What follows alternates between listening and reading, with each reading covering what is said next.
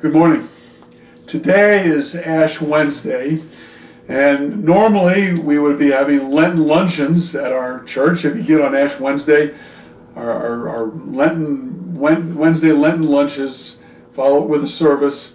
We're not doing that this year, so I thought maybe Pastor Nick and I can bring you some videos, some short meditations on Lent.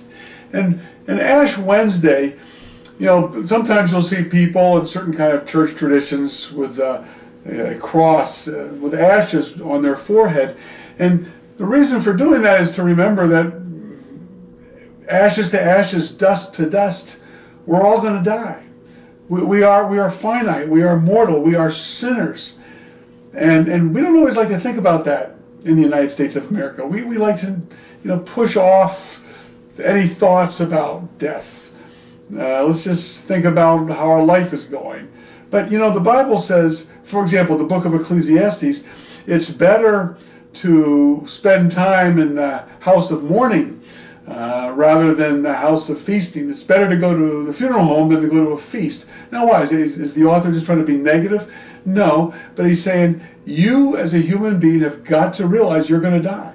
That's the end of every man and woman. Everybody eventually dies. The reason we eventually die is because two people a long time ago in a garden ate some forbidden fruit, and ever since then we have been dying.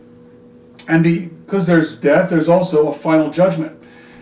And you can have the most spectacular, wonderful, exhilarating life, but if you're not prepared for the final judgment, you've got nothing.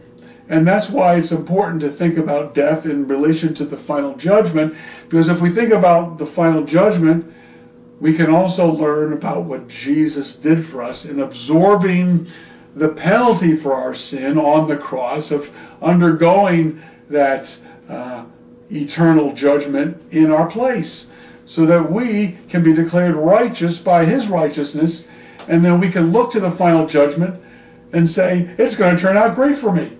I can look forward to it because Jesus Himself intercedes for me. Jesus Himself is my advocate at the right hand of the Father's throne.